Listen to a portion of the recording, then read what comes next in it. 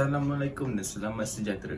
Nama saya adalah Hafiz Aiman bin Syamsul Bahrain dan saya daripada kumpulan 9 untuk hubungan etnik ini, dan kumpulan kami telah decide untuk buat dokumentari tentang tajuk kita Saya Anak Malaysia. Dan saya akan membuat introduction tentang negara kita, Malaysia, negara tercinta kita. Malaysia merupakan sebuah negara yang terletak di Asia Tenggara. Dan nak tahu satu fakta yang menarik, dalam bendera Malaysia ada 14 jalur gemilang, dan di setiap jalur gemilang itu melambangkan satu negeri. Dan tentang bendera kita, terdapat pelbagai color boleh nampak di sini. Biru merupakan untuk perpaduan, kuning adalah untuk kedaulatan raja berperlembagaan, dan merah untuk keberanian, dan putih untuk kesucian. Negara kita terbagi pada dua, iaitu Semenanjung dan Sabah Sarawak. Negara kita dulu dikenali sebagai Tanah Melayu, malah ia berubah pada tahun 1963 menjadi Malaysia. Dan ibu negara Malaysia adalah Kuala Lumpur.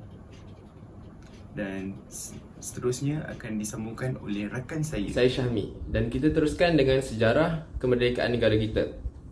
Pada tanggal 31 Ogos 1957, Malaysia secara rasminya telah diisytiharkan sebagai sebuah negara yang merdeka setelah kita dijajah selama 446 tahun. Bermula pada tahun 1511 apabila Melaka jatuh ke tangan Portugis. Kemudian pada tahun 1641, Belanda telah datang untuk menjajah negara kita sebelum mereka menyerahkan tanah Melayu kepada British melalui Perjanjian Inggeris pada tahun 1824. Kemudian pada tahun 1941, Jepun telah datang untuk menguasai tanah Melayu sehingga tahun 1945 apabila mereka berundur setelah peristiwa pengeboman Hiroshima dan Nagasaki. Kemudian British kembali berkuasa pada tahun 1948 untuk menghentikan kemarahan Parti Komunis Malaya. British kemudiannya menubuhkan Malayan Union yang akan menghapuskan pengaruh institusi diraja dan hak istimewa orang-orang Melayu. Ini telah menyebabkan mereka ditentang hebat oleh orang-orang Melayu, dan Tunku Abdul Rahman kemudiannya menyatukan ketiga-tiga kaum utama di tanah Melayu, iaitu Melayu, Cina dan India, dalam parti perikatan untuk menentang penjajah British. Dan ini menyebabkan British sedar tentang keupayaan penduduk tanah Melayu untuk mentadbir negara mereka sendiri. Dan akhirnya pada tahun 1956, melalui perjanjian London yang ditandatangan oleh Tunku Abdul Rahman, British telah bersetuju untuk membebaskan negara kita dari sebarang bentuk penjajahan. Seterusnya, pemerintahan negeri kita ini dengan cara demokrasi, dan negeri ini terkenal sebagai satu negeri yang kaya raya, dan nama Malaysia ini disiarkan serata-rata sebagai satu negeri yang maju.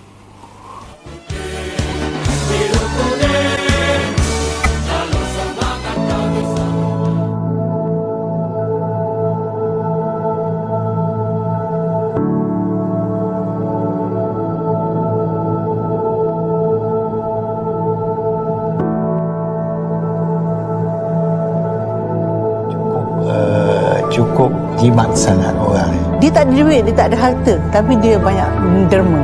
He was always concerned for the welfare of the people.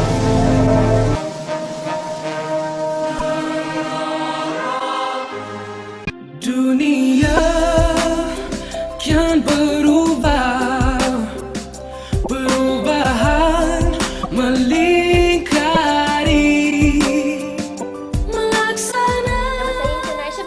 Akan menerangkan serba sedikit tentang adat resam bagi kaum Cina dan kaum India.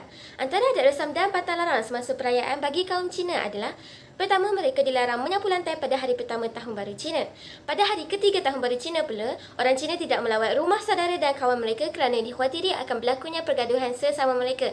Ampau pula hanya boleh diberi kepada mereka yang belum berkahwin dan tidak boleh diberi selepas perayaan Cap Gome, iaitu perayaan pada hari ke-15. Duit dalam ampau pula mestilah berjumlah genap seperti RM2, RM4, RM6, RM8 dan seterusnya. Itu sahaja adat resam dan pantang larang berkenaan bangsa Cina yang saya sempat kongsikan. Seterusnya, saya akan terangkan tentang adat resam untuk kaum India pula. Pertama, mengikut tradisi kaum India, mereka akan menghempaskan sebiji buah kelapa di atas tanah atau lantai sehingga pecah apabila membeli kereta baru atau rumah baru sebagai tanda berkat. Kedua, mengikut numerologi dan astrologi kaum India, nombor 8 dianggap membawa kemusnahan. Lebih menarik lagi, nombor 26 iaitu 2 tambah 6 bersama dengan 8 sering dikaitkan dengan peristiwa-peristiwa malang seperti tsunami yang telah melanda pada 26 Disember 2004. Akhir sekali, mereka dilarang memotong rambut pada hari Selasa, Khamis dan Sabtu. Itu sahaja yang saya dapat kongsikan berkenaan pantang larang dan adat resam bagi kaum Cina dan India. Seterusnya, saya akan serahkan kepada rakan saya untuk terangkan yang berikutnya. Saya Nikmo Fikri bin Rizauddin. Ini saya akan membentangkan tentang salah satu kaum utama di Malaysia, iaitu kaum Melayu. Dan saya juga akan membentangkan tentang beberapa adat resam bagi kaum Melayu. Malaysia merupakan salah satu negara berbilang kaum yang dapat hidup dengan harmoni. Antara tiga kaum utama di Malaysia ialah Melayu, Cina dan India. Menurut perkara 160-2 Perlembagaan Malaysia, orang Melayu itu mestilah beragam Islam, mengamalkan adat budaya Melayu, bertutur menggunakan bahasa Melayu dan lahir sebelum hari merdeka, sama ada di Persekutuan atau Singapura, atau pada hari merdeka telah bermaustatin di Persekutuan atau Singapura. Semua orang Melayu adalah Islam mengikut undang-undang. Seterusnya, saya akan beralih kepada adat resam bagi kaum Melayu. Adat resam yang pertama ialah adat sewaktu mengandung, iaitu melenggang perut. Upacara ini dilakukan kepada wanita yang mengandung anak sulung ketika kandungan berusia dalam lingkungan 7 atau 8 bulan. Ia dijalankan oleh seorang bidan untuk membuang geruh atau kecelakaan yang mungkin menimpa wanita hamil yang bakal bersalin dan bagi membetulkan kedudukan bayi di dalam perut. Adat seterusnya ialah sewaktu bersalin, iaitu azan dan qomat. Kelazimannya, bayi lelaki akan diazankan di kedua-dua belah telinganya, manakala bayi perempuan akan diikomatkan. Biasanya, bapa atau datuk bayi tersebut akan melakukan upacara ini. Seterusnya akan disambung oleh rakan saya. Saya akan mengkongsikan antara pencapaian anak Malaysia. Yang pertama ialah pencapaian oleh Ibrahim Pendek atau nama sebenarnya Ibrahim bin Hassan, yang merupakan seorang seniman Malaysia yang terkenal. Beliau merupakan anak Malaysia yang pertama yang berlakon di dalam filem Hollywood. Beliau merupakan pelakon dalam filem Ali Baba Bujang Lapuk. Oleh lakonan beliau, Universal International telah tertarik dengan filem tersebut dan kemudian menghantar surat tawaran kepada beliau untuk berlakon menjadi sebagai seorang pembantu doktor di dalam filem yang dikeluarkan oleh Hollywood yang bertajuk The Spiral Road pada 1962 dalam Sukan Olimpik, yang merupakan sukan yang diadakan setiap 4 tahun. Dua adik-beradik iaitu Razif Siddiq dan Jalani Siddiq telah mencapai pingat gangsa di dalam Sukan Olimpik di Barcelona pada 1992 di dalam sukan badminton. Mereka berdua meraih pingat gangsa kerana kalah oleh pihak lawan Korea di semifinal. Walaupun mereka berdua telah meraih pingat gangsa, mereka berdua merupakan kebanggaan Malaysia kerana telah meraih pingat gangsa di dalam Sukan Olimpik. Ayo keluarga Malaysia, kita bulatkan tekad dan bersatu hati untuk terus memelihara serta mempertahankan kedaulatan negara.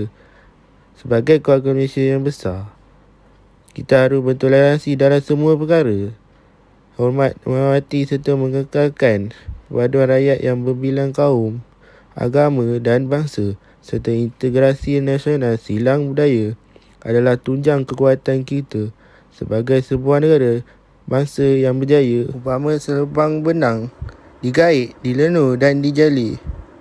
Akhirnya menjadi kain yang sempurna. Indahnya